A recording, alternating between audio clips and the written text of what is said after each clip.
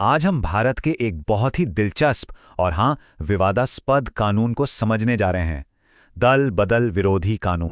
तो देखिए, हाल ही में भारतीय राजनीति में एक बड़ा भूचाल सा आ गया। हुआ ये कि एक जाने माने सांसद राघव चड्ढा और उनके 6 साथी, इन सब ने अपनी पार्टी छोड़ दी। पर सबसे हैरानी की बात क्या थी?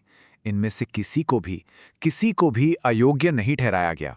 अब जाहिर है, इस कदम ने पूरे देश में एक बहस छेड़ दी और सबके मन में एक ही सवाल था कि भाई ये संवैधानिक रूप से आखिर कैसे मुमकिन है। तो चलिए आज इसी पहेली को सुलझाते हैं। तो ये पूरा का पूरा राजनीतिक भूकंप आया कहाँ? ये आया आम आदमी पार्टी यानी आप के अंदर। हुआ ये कि पार्टी के कई सदस्य भारतीय जनता पार्टी मतलब बीजेपी में शामिल हो गए। अब जरा इस गणित को देखिए। राज्यसभा में आपके कुल 10 सांसद थे। इनमें से 7 सांसदों ने एक साथ पार्टी बदल ली। और ये कोई छोटे मोटे नाम नहीं थे।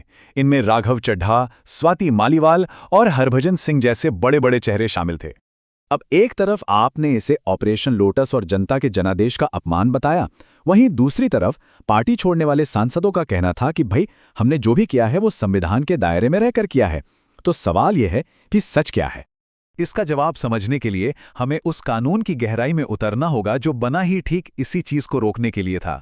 जी हां, बात हो रही है भारतीय संविधान की 10वीं अनुसूची की, जिसे हम आम भाषा में दलबदल विरोधी कानून कहते हैं।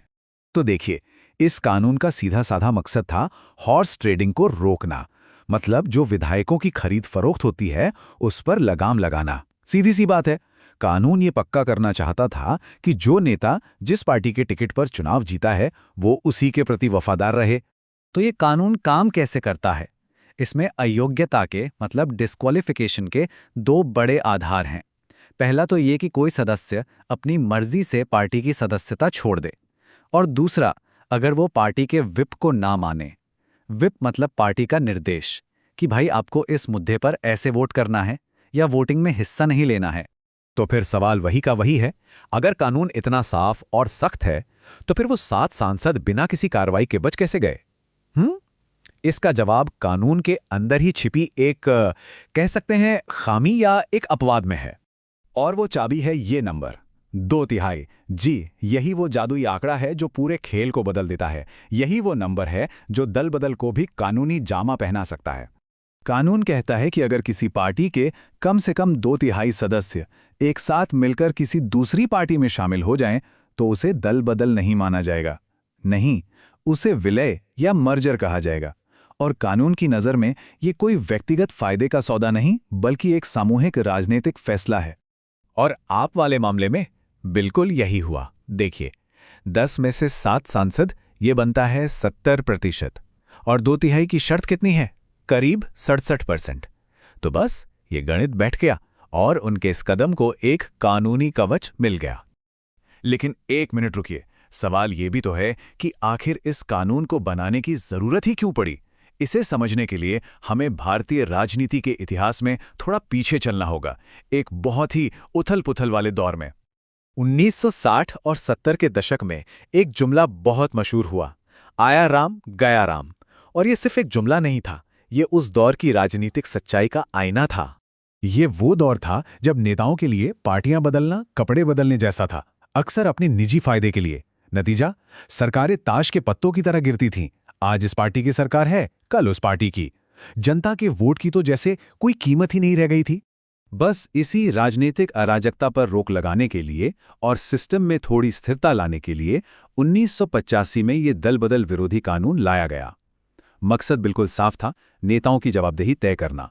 और यहीं से इस कानून से जुड़ी सबसे बड़ी बहस शुरू होती है। एक तरफ है पार्टी, दूसरी तरफ है सांसद। सवाल यह है कि यह कानून आखिर किसे ज्यादा ताकत देता है, पार्टी को या फिर एक चुने हुए सांसद की अपनी आवाज को? इसके पक्ष में दलील ये है कि ये कानून पार्टी में अनुशासन लाता है, सरकारों को स्थिर रखता है। लेकिन इसका एक दूसरा पहलू भी है। आलोचकों का मानना है कि ये कानून एक सांसद की आवाज को दबाता है, उन्हें अपने क्षेत्र के लोगों की बात रखने से रोकता है, अगर वो बात पार्टी लाइन से अलग हो।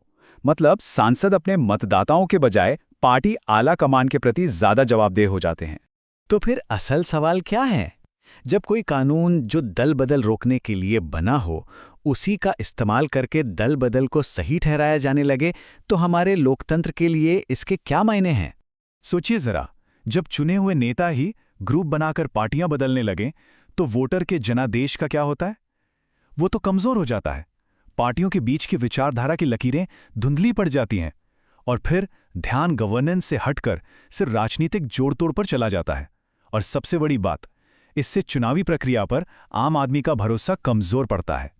तो विडंबना देखिए, एक कानून जो एक एक करके नेताओं को पार्टी बदलने से रोकने के लिए बना था, आज वही कानून ग्रुप में दल बदल करने का एक रास्ता बन गया है। और ये हमें एक बड़े सवाल पर लाकर छोड़ देता है, क्या ये कानून वाकई दल बदल को रोकता है या इसने सिर्फ दल बदल का तरीका और उसकी कीमत बदल दी है?